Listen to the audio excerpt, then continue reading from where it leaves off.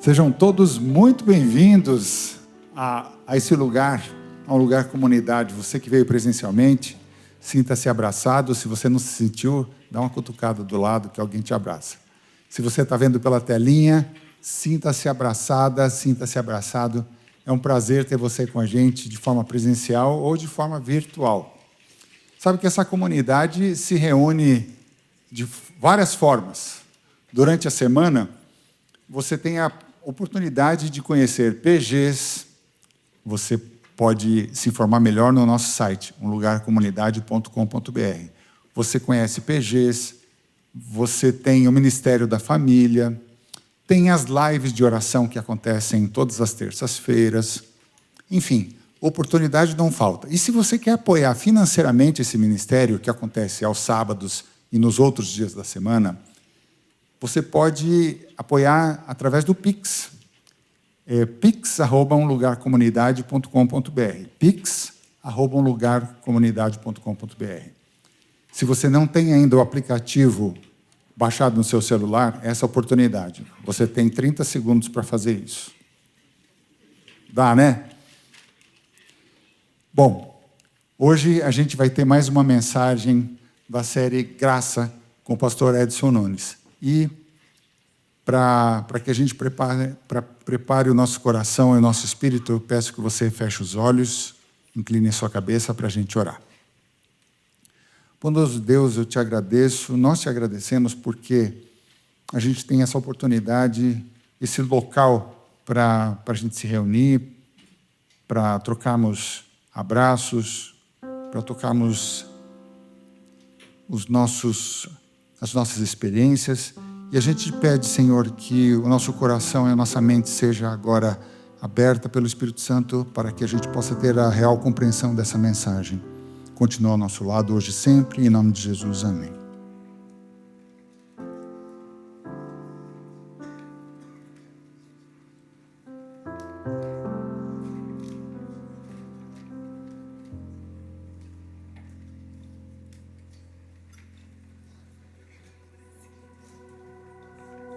É na caminhada com Deus que nós conhecemos um pouco mais a respeito dele, que ele se revela a cada um de nós, no partir do pão, no dia a dia, no sentar à mesa.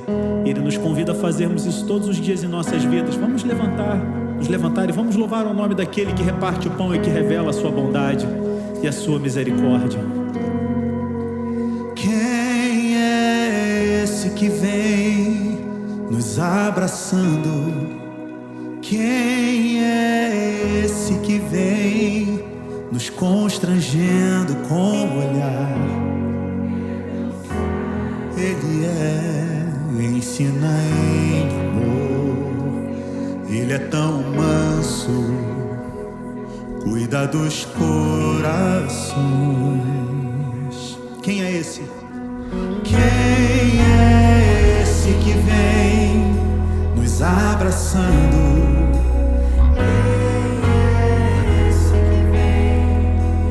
Constrangendo com o olhar. Ele é tão, tão sábio, ensina em amor.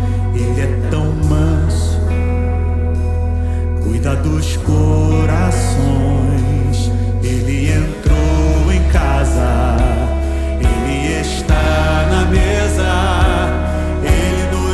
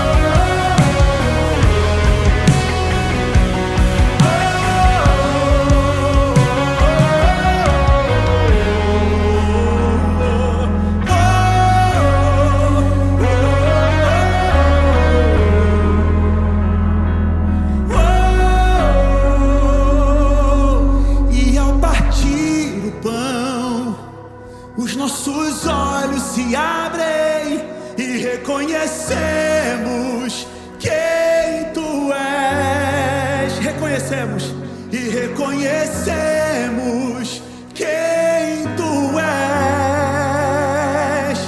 Reconhecemos quem tu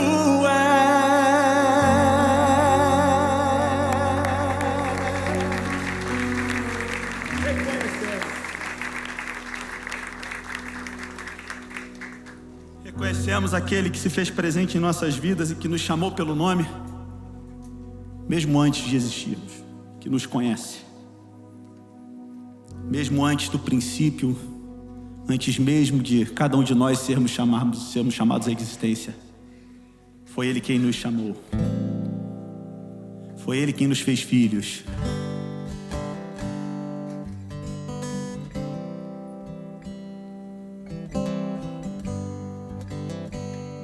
Mesmo antes do princípio, Antes de existir, antes mesmo do existir, no silêncio eterno da imensidão, tu reinavas soberano em poder. Por tua ordem fez-se a vida, por tua graça veio a ser. O universo inteiro por teu falar. Quem existe para te igualar? Viverei pra servir meu louvor. Viverei na tua presença buscar. E nada vai calar esse hino de amor aos teus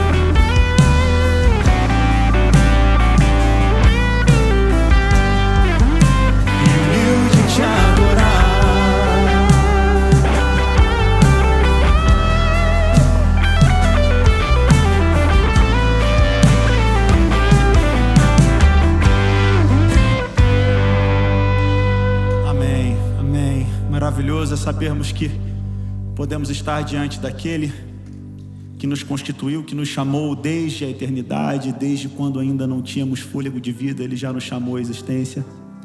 E por Ele ter feito isso, já nos conhecer, mesmo antes de nós termos sido chamados à existência, é aquele que pode dizer coisas a respeito de nós que nós mesmos não sabemos. Ou seja, existem muitas coisas que a sociedade, que o mundo, as pessoas de perto, quem sabe até a família, pode dizer sobre você. Existem coisas que você pode achar a seu respeito, mas na verdade, no fundo, só Ele que nos conhece genuinamente, profundamente, a ponto de dizer as verdades sobre cada um de nós. Ele conhece você, sabe a sua trajetória, sabe o que trouxe você aqui. Ele é aquele que vê as coisas que você não vê em você, que vê beleza onde você não vê.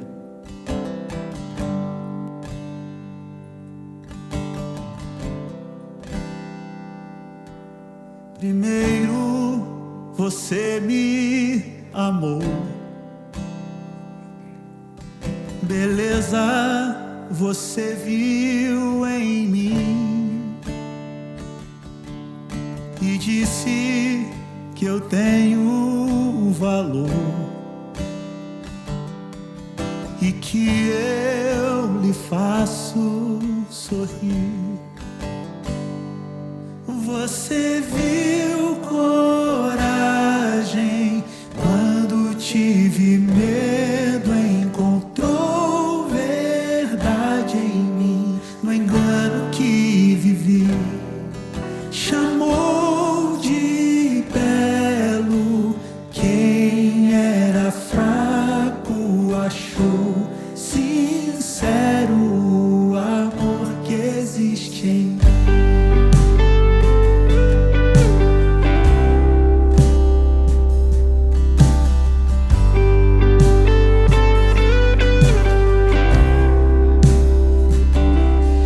No escuro do meu coração, você uma luz fez brilhar. O que que Ele fez? Cantou sobre mim uma canção, verdades que não vão mudar. Você viu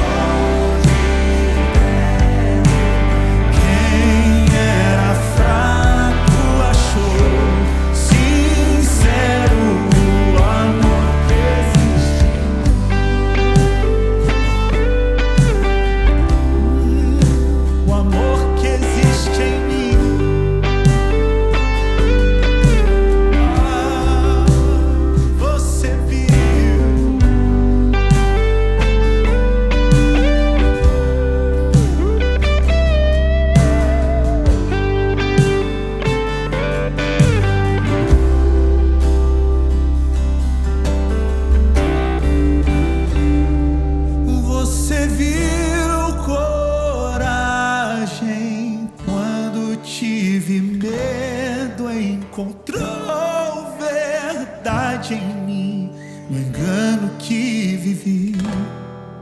Chamou de belo quem era fraco, achou sincero o amor que existe em mim. Achou sincero o amor que existe em mim. Achou sincero o amor que existe em mim. Eterno nosso Pai e nosso Rei, muito obrigado por ver além do que vemos, muito obrigado por ver além do exterior, muito obrigado por enxergar em nós beleza, por enxergar em nós virtude. Obrigado porque o Senhor não nos olha como nós nos olhamos uns aos outros e como nós nos olhamos a nós mesmos. Que esse olhar terno, carinhoso, continue cativando e transformando o nosso coração. É o que nós te imploramos em nome de Cristo. Amém, Senhor. Amém. Olá, tudo bem com vocês? Sejam bem-vindos à comunidade aqui no Shopping Pátio Higienópolis, no Teatro UOL, ou no seu celular, no seu computador, na sua televisão, no seu aplicativo, sei lá, onde você assiste e congrega com a gente. A gente está na série Graça, uma série de 17 episódios, longa. Os 7 primeiros episódios já passaram. São 7 episódios que falam sobre essa graça ampliada de Deus no Antigo Testamento. E a partir de hoje a gente entra no Novo Testamento. Então a gente vai para uma nova etapa. Agora vamos ser uma série aí de sermões sobre essa graça ampliada de Deus no Novo Testamento. E a gente viu, e eu aconselho fortemente você a ver esses 7 episódios para entender o que a gente tem falado, para construir junto com a gente esse caminho. É longa, uma série longa, justamente para que a gente possa construir pedacinho por pedacinho. Mas além desses 7 episódios, eu aconselho fortemente você a ver a série O Peixe, o Verme, A Moabita e Excluídos Incluídos, tá? Você pode encontrar essas séries no nosso canal do YouTube, no Spotify, etc e tal. E aí você vai lá para a sua academia, fazer sua esteira, você bota lá para a playlist da comunidade, toca o barco lá e aí o exercício fica até abençoado, né? As gordurinhas vão embora e tal. Então aproveite isso daí. Eu prometo a vocês uma bênção se vocês escutarem e tal. Tô brincando, é brincadeira. Bom, essa série como a gente está começando, a gente tem construído vários tijolos do que é o que a comunidade se propõe a ser, né? Então é importante que vocês acompanhem e entendam, ou tentem entender, que às vezes nem a gente entende, mas enfim, venham com a gente nessa jornada. A gente vai começar o Novo Testamento falando de um evangelho que nunca foi meu evangelho preferido. Eu já tive a minha fase, acho que o primeiro evangelho que eu me apaixonei foi o evangelho de Mateus. Passei um bom tempo fissurado no evangelho de Mateus. Depois o evangelho de João, um evangelho que é arrebatador, é profundo. São textos teologicamente muito, muito pesados e a construção de João é linda e tudo. E recentemente, por causa de um professor lá da Califórnia, o Daniel Boyarin, eu me apaixonei por Marcos. Marcos é um evangelho fantástico e até hoje nunca tive paixão por Lucas.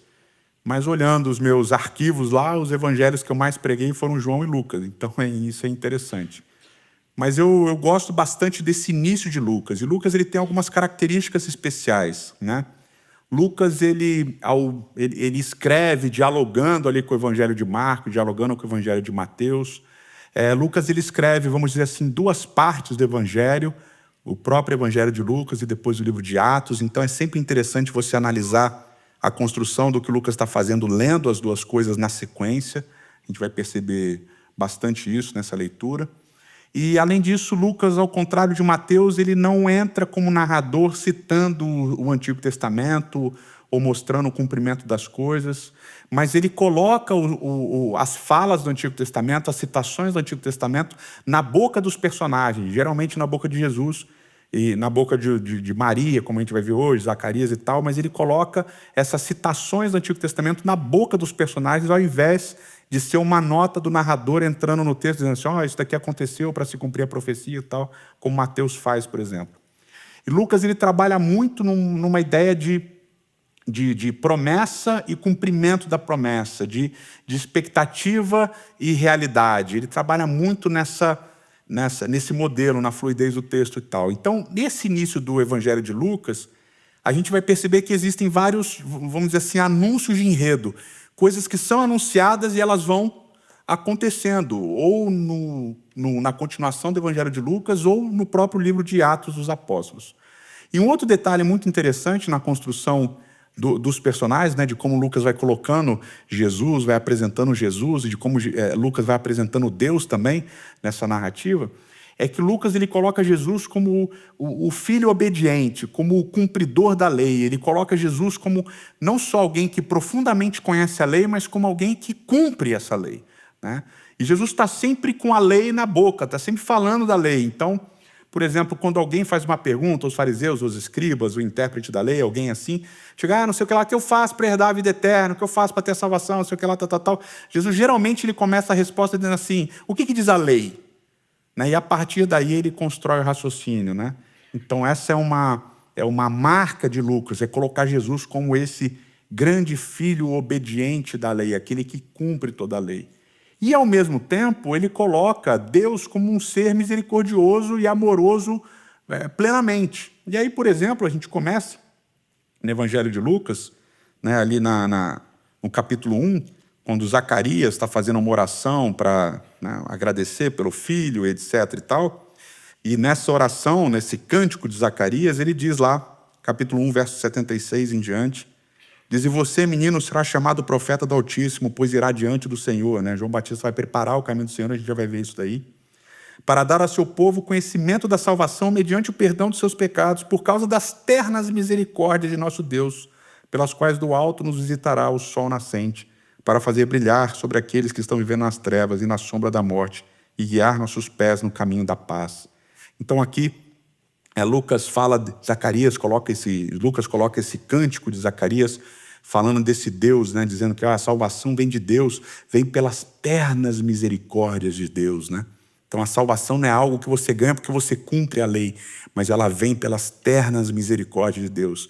Então tem esse contexto interessante de Lucas aqui, né? Esse contexto de que Jesus é o filho obediente da lei, de que a lei é tão importante, que Jesus é o cumprimento da lei, e etc. e tal, mas ao mesmo tempo de que a salvação tem a ver com as ternas misericórdias de Deus, não com aquilo que você faz em relação à lei, assim por diante.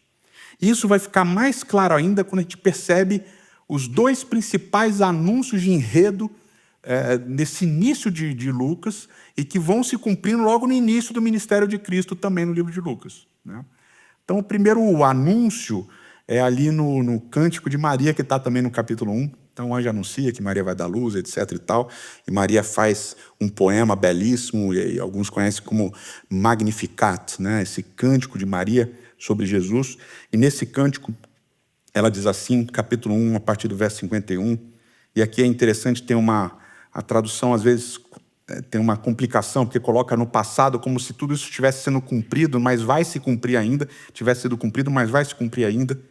Então ele diz assim, ele realizou poderosos feitos com seu braço, dispersou os que são soberbos, o mais íntimo do coração, derrubou os governantes do seu trono, mas exaltou os humildes, encheu de coisas boas os famintos, mas despediu de mãos vazias os ricos, ajudou a seu servo Israel, lembrando da sua misericórdia para com Abraão e seus descendentes para sempre, como dissera aos seus antepassados. Então aqui Maria está falando que Jesus é esse cumprimento da promessa de Deus para Israel, e ela sublinha, ela enfatiza que Jesus ele vai vir então para derrubar os arrogantes, derrubar os governantes arrogantes dos seus tronos e exaltar os pobres, né? E essa parte aqui desse cântico de Maria é uma citação, é uma alusão a um outro cântico, o cântico de Ana. E quando ela recebe, então, a bênção de ser mãe de Samuel, ela também faz um cântico.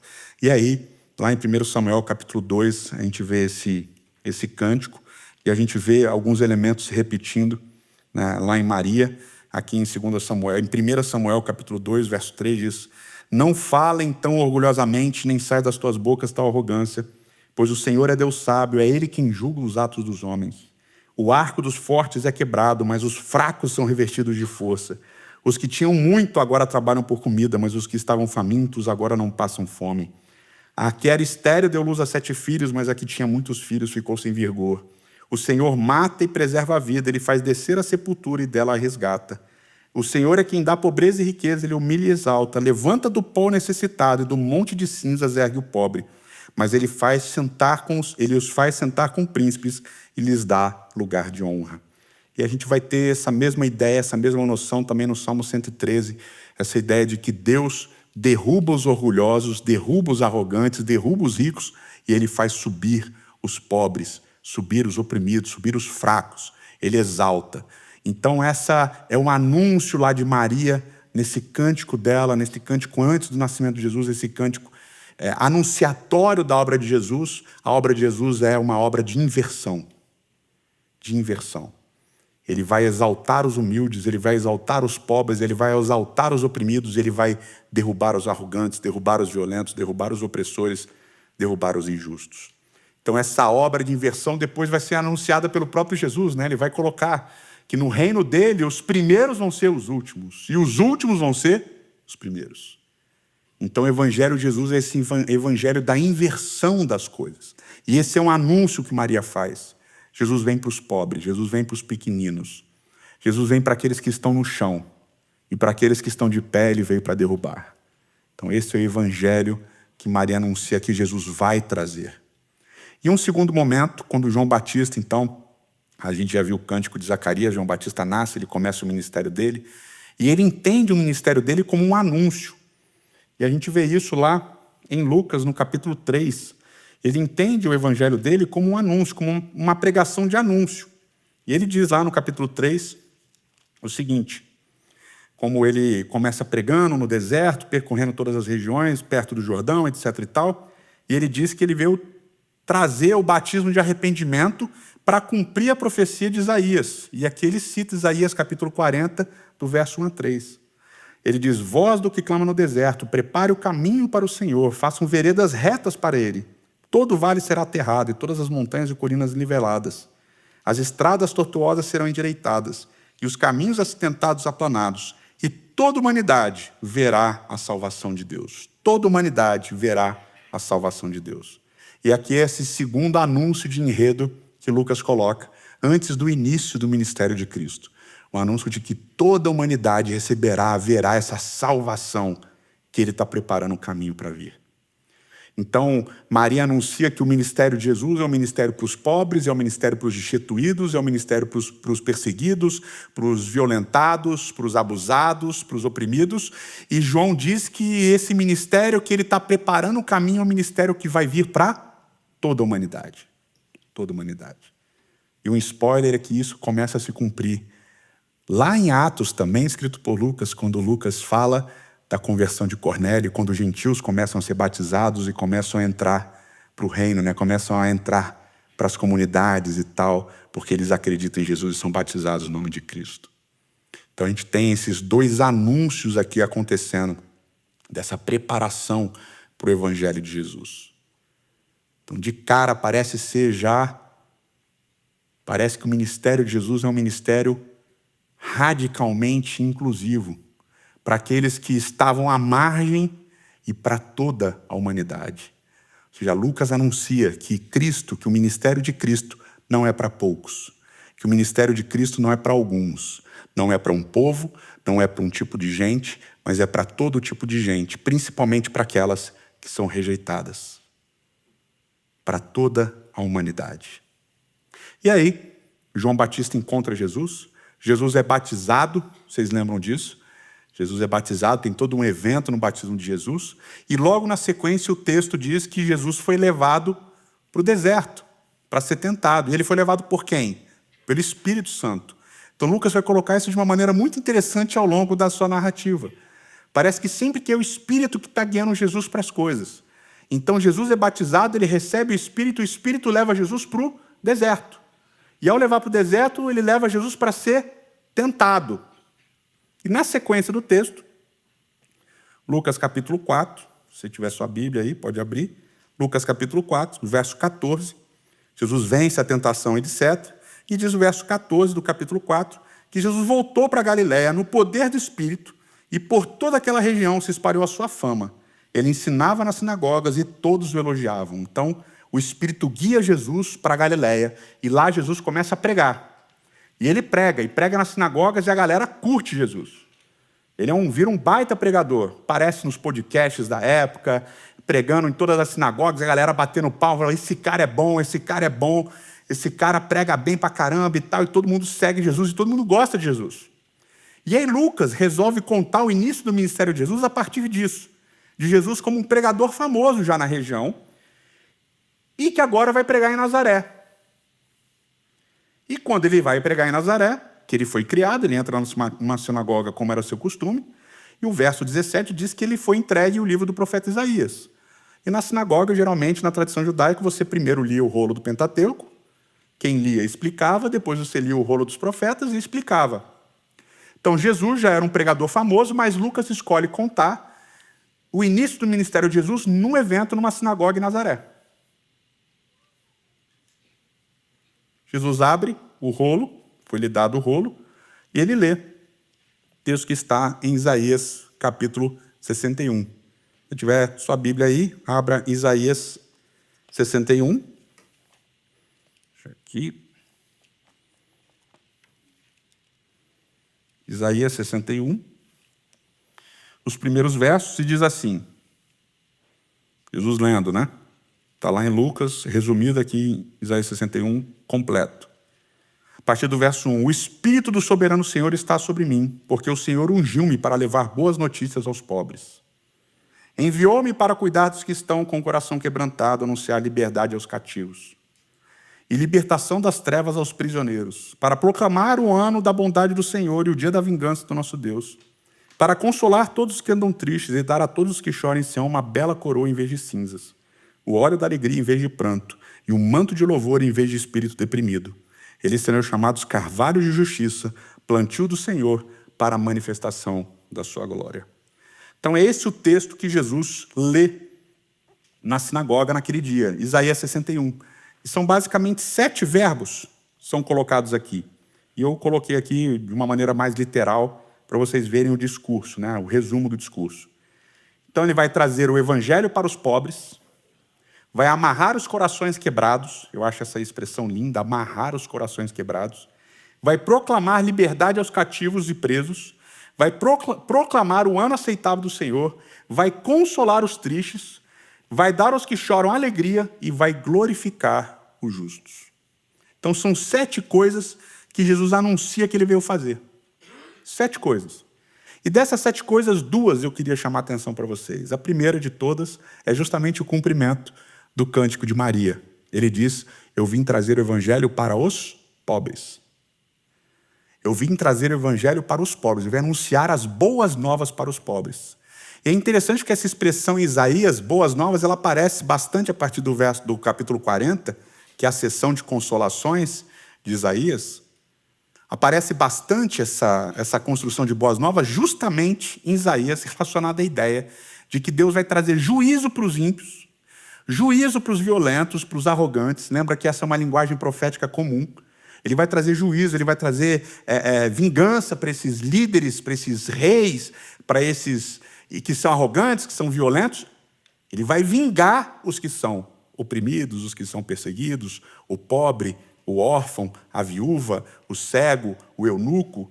Todos os que são marginalizados vão ser exaltados e os que são arrogantes e violentos vão ser julgados. Então tem 2 grupos que eles trabalham nos profetas, a gente falou isso ao longo dessa série, 2 grupos básicos. O grupo dos que são arrogantes e violentos, que perseguem, que matam, que são injustos e tal, e o grupo dos que são perseguidos, violentados, abusados, pobres, cegos, eunucos e tal. Um grupo vai ser julgado, o outro grupo vai ser salvo.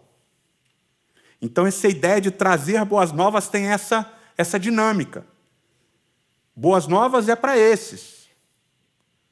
Para o pobre, para a viúva, para o órfão, para o cego, para o aleijado, para o estrangeiro, para o eunuco, para o marginalizado. Isso é boa nova. Mas para os reis, para os líderes que são violentos, que são arrogantes, juízo. São esses os 2 grupos. Esse é o primeiro ponto. O segundo ponto é que ele fala de proclamar, eita, trava-língua, proclamar o ano aceitável do Senhor. E a gente já trabalhou isso aqui em outros momentos. Ano aceitável do Senhor é uma referência ao ano jubileu, especificamente, ao ano sabático, ano jubileu. E carrega uma mensagem fortíssima de justiça social, de justiça agrária. vocês não vão acumular terras, vocês não vão acumular riquezas. De 50 em 50 anos, as terras vão voltar para aqueles donos originais das terras, porque quando Deus divide a terra, e o povo vai entrar na terra prometida, Deus divide por famílias as terras, para que cada família sempre tenha a sua terra. Mas aí acontecem problemas, alguns administram mal, alguns perdem a terra, alguns fazem besteira, não sei o que lá, tal. E aí Deus estabelece que de 50 em 50 anos a terra vai voltar para o seu dono original. Para manter um nível de justiça social, para manter um nível de justiça agrária. E Deus estabelece isso, e a gente já viu aqui, já falamos sobre isso. Não há nenhum relato de que isso tenha sido cumprido em algum momento da história de Israel. Não há nenhum relato. E lá no livro de Crônicas vai dizer que por eles não cumprirem, eles foram para o exílio. E que por causa disso, a terra iria descansar os sábados, que o povo não deixou a terra descansar. Ou seja, tem alguma coisa aí de uma justiça ecológica também. E tudo isso está nesse ano aceitável do Senhor. Está tudo embutido nessa pregação. E é legal que o sermão que Jesus faz, e voltem lá para Lucas capítulo 4, porque ele lê Isaías 61, esse texto que a gente leu, e aí a pregação dele é uma pregação de uma frase. Depois de ler, ele diz assim, fechou o livro, devolveu ao assistente e sentou-se. E todos ficaram olhando para ele, e ele disse, hoje se cumpriu a escritura que vocês acabam de ouvir.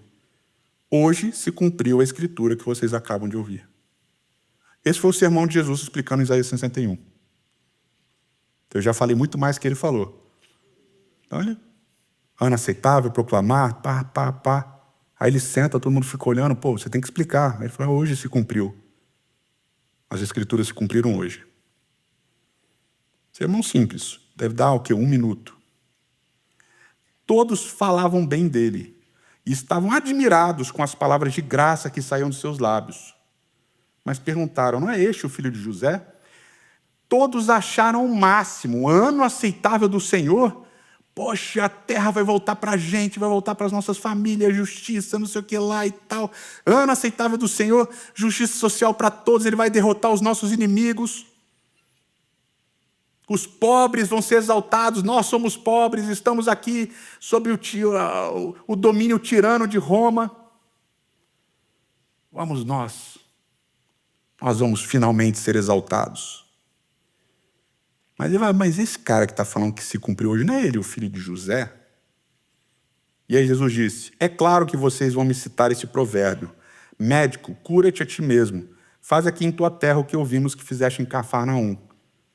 Então eles acharam o máximo o sermão maravilhoso, o sermão lindo, eles adoraram. Graça para a gente, queremos. Graça para a gente, óbvio.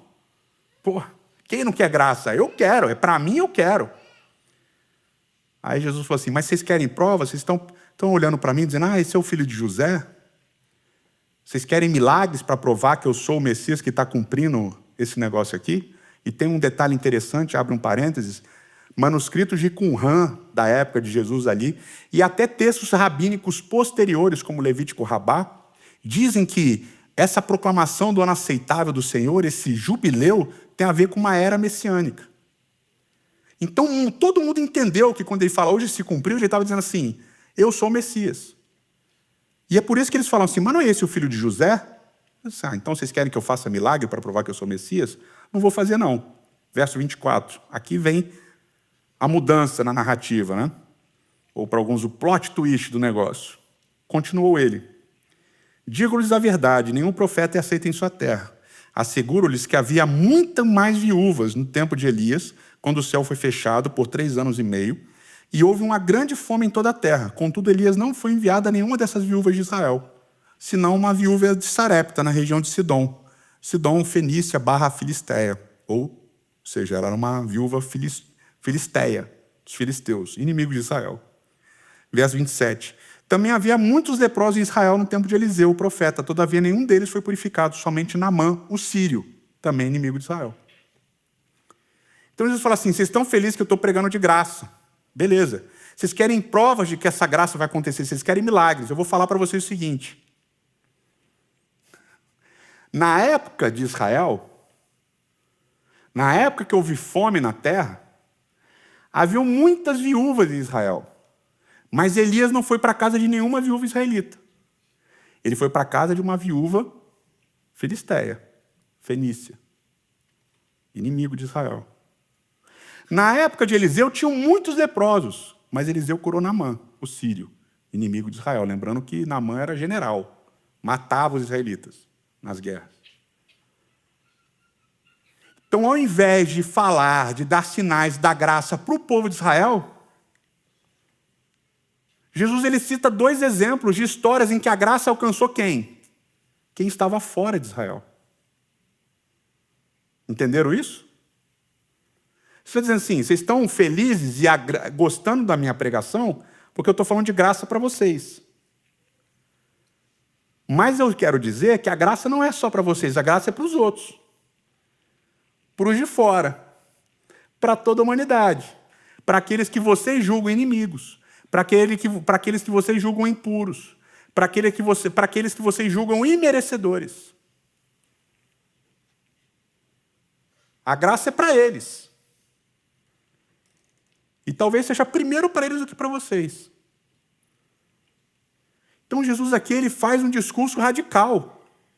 Se vocês estão felizes e gostando, porque a graça é para vocês. Mas eu estou dizendo que a graça não é só para vocês, é para os outros. E quando Jesus fala isso, qual é a reação do povo? Verso 28. Todos os que estavam na sinagoga, todos, notem isso. Todos os que estavam na sinagoga ficaram furiosos quando ouviram isso. Levantaram-se e expulsaram-no da cidade. E o levaram até o topo da colina sobre a qual fora construída a cidade, a fim de atirá-lo precipício abaixo. Mas Jesus passou por entre eles e retirou-se. Quando Jesus fala que a graça não é só para aqueles que estavam ali na sinagoga ouvindo, que a graça não era só para o israelita, que a graça não era só para os bonzinhos guardadores da lei como ele. Quando ele fala que a graça é para todo mundo, inclusive para a viúva de Sarepta. O que a viúva de Sarepta fez para merecer o milagre que Elias fez na casa dela?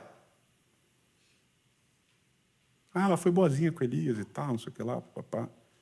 Elias fez o milagre, depois ressuscitou o menino e tal. E Naamã? O que Naamã fez para merecer ser curado pela lepra?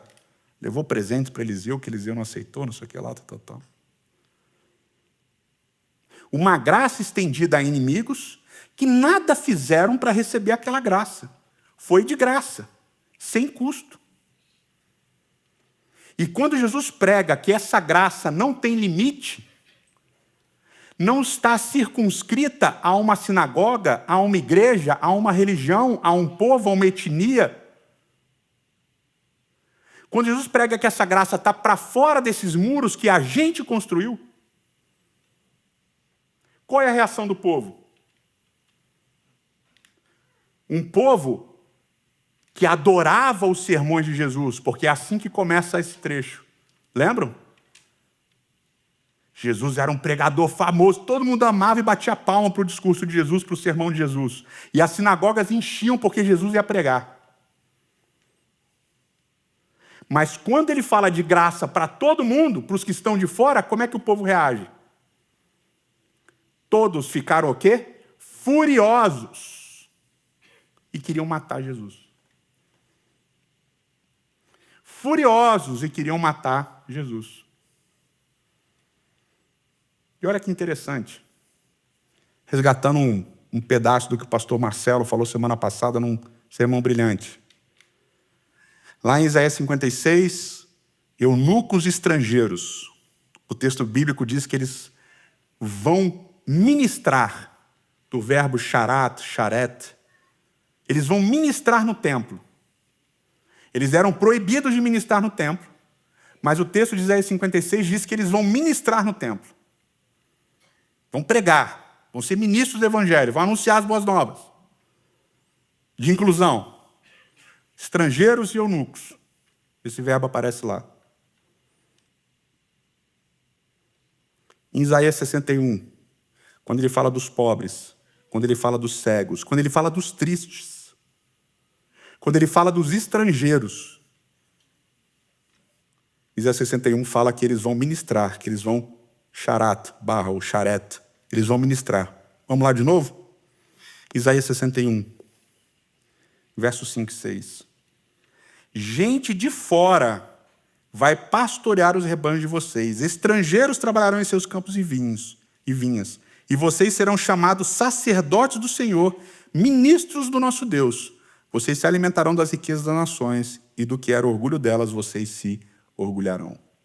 Então vocês, todos vocês a quem eu estou trazendo as boas novas, vocês vão ser ministros. Vocês vão pregar. Vocês vão pregar. Não é só que eles estão sendo, essa galera toda de fora está sendo aceita pela graça. Ah, a graça alcançou todo mundo e tal. Todos estão chamados à mesa do Senhor e tal. Não todos não, eles não vão só sentar. Eles vão pregar. Eles vão ministrar. Eles vão trabalhar. Quem? Eunucos. Ah, mas eunuco não pode. Pode. Ah, quem? Os estrangeiros. Mas estrangeiro não pode. Pode. Ah, os pobres. Não, os pobres não. Podem. Eles não vão só entrar na casa de Deus, que será chamada a casa de oração, para quem? Para todos os povos. Isaías 56. Eles não vão só entrar nessa casa de Deus, eles vão pregar na casa de Deus. Eles vão falar na casa de Deus. Estão percebendo? Quando Jesus fala dessa graça, citando Isaías 61, lá em Lucas 4, depois em Lucas 19 ele vai citar Isaías 56, que o pastor Marcelo falou semana passada.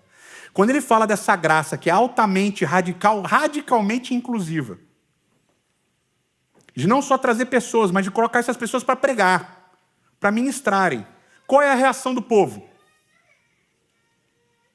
Eles ficam furiosos, e o que eles querem? Matar Jesus. E aqui a gente precisa pensar, se com Jesus, aquele que guarda a lei perfeitamente, que é o filho obediente da lei, se esse Jesus, que é o protótipo da observância da lei, o cumpridor mor da lei, quando ele fala de uma graça inclusiva para todas as pessoas, ele é perseguido e as pessoas querem matá-lo, o que vai acontecer com qualquer um que pregar a graça inclusiva radical de Deus? Você acha que a gente vai receber aplausos e tapinhas nas costas? Ou a gente vai ser perseguido como Jesus foi? Porque parece que a gente quer um evangelho pela metade. A gente quer o evangelho da bênção, a gente não quer o evangelho da perseguição. Mas quando a gente prega o que Jesus pregou, e notem que Lucas ele resolve começar a contar o ministério público de Jesus a partir desse sermão. Jesus inaugura o ministério público dele em Lucas com esse sermão.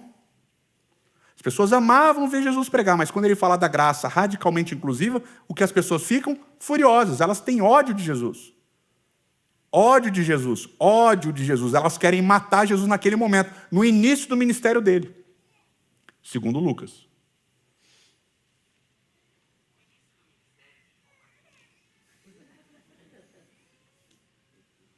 Vocês percebem o que está acontecendo? O que aconteceu, o que está acontecendo? E aí, por causa dos nossos preconceitos, como naquela época havia, com pobre, com cego, com estrangeiro, com aleijado, com órfão, com viúva, menosprezo, preconceito com eles, preconceito com região geográfica. Pode alguma coisa de Nazaré ser boa? Pode alguém pregar de Nazaré ser bom?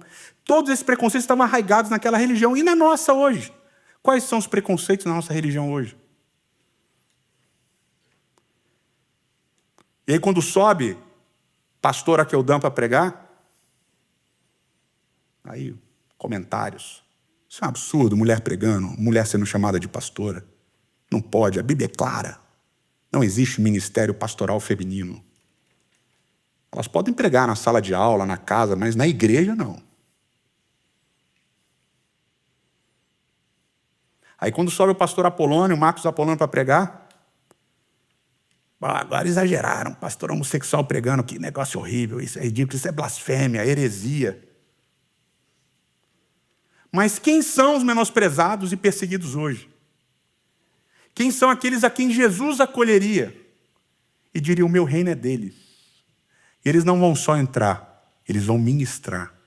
Eu me arrepio porque isso é cumprimento profético. Os rejeitados não vão só entrar no templo, eles vão pregar no templo. Porque essa é a graça que Jesus prega. Essa é a graça que ele vive. Agora, não é uma graça fácil, ela tem um preço. Sabe qual é o preço? O preço de ser odiado, de ser perseguido. É esse o preço que Jesus pagou. Em última instância, esse evangelho que ele pregou e viveu, acolhendo e incluindo radicalmente o evangelho da graça pura, é aquilo que transtorna a cabeça dos líderes religiosos, romanos, de todo mundo, e leva Jesus à morte. Nós, ao vivermos e experimentarmos essa graça radical de Cristo, essa graça pura e plena de Cristo, a gente precisa ir além dos nossos preconceitos, porque é só essa graça que pode libertar a gente de verdade. Eterno nosso Pai e nosso Rei, Senhor, essa graça é difícil. Essa graça desafia a gente em inúmeros sentidos. Mas quando a gente lê a Bíblia, não desafia somente a hoje, desafiou todo mundo. Ao longo da história, no Antigo e no Novo Testamento. O teu próprio Filho Jesus Cristo foi perseguido, foi odiado, foi morto por pregar uma graça que nos liberta dos nossos preconceitos, da nossa arrogância e da nossa violência. Uma graça que inclui radicalmente aqueles que nós, que nos julgamos detentores da verdade, excluímos e alijamos do processo de convivência em comunidade religiosa de fé. Por favor, Senhor, nos liberte das imposições que nós mesmos criamos. E nos ajude, Senhor, a vivermos a experiência plena da graça. Te imploramos isso em nome de Cristo. Amém.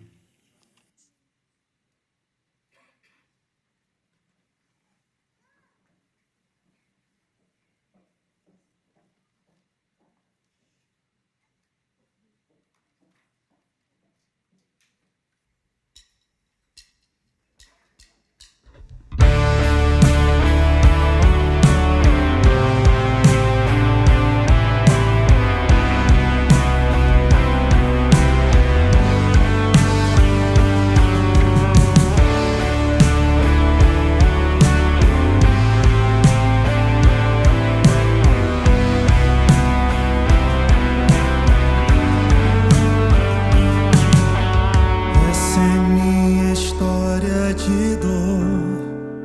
Morri para esse mundo. Com Cristo eu me crucifiquei. Eu já nem sei mais quem sou. Me olho e nem me vejo mais. Estranho, mas tudo mudou. Pela graça livre sou da morte do pecado, liberto e justificado. Sua morte me salvou. Renasce um novo dia. Começa uma nova história.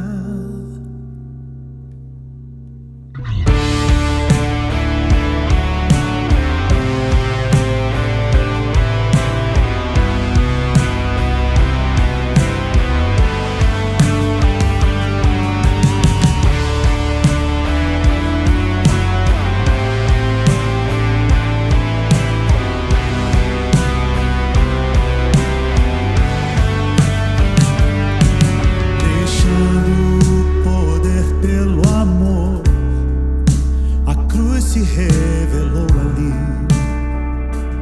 No dia da morte de Deus, Ele me reaproximou. Sacrifício já não tem valor. E o santo lugar se expôs. Pela graça livre sou da morte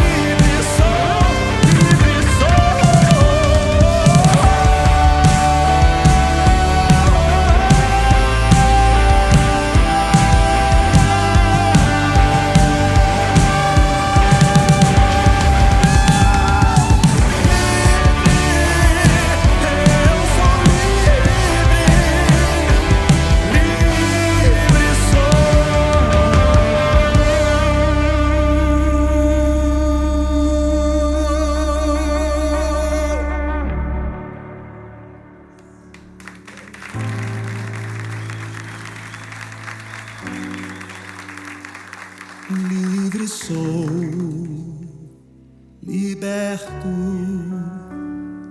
liberto, livre sou. Vamos ficar de pé para a gente se abençoar, se você quiser. Levante seus braços. Que o Senhor te abençoe e te guarde. Que o Senhor faça brilhar o seu rosto sobre ti e tenha misericórdia de ti. Que o Senhor sobre ti levante o seu rosto e te dê a paz. Valeu, um abraço e até semana que vem.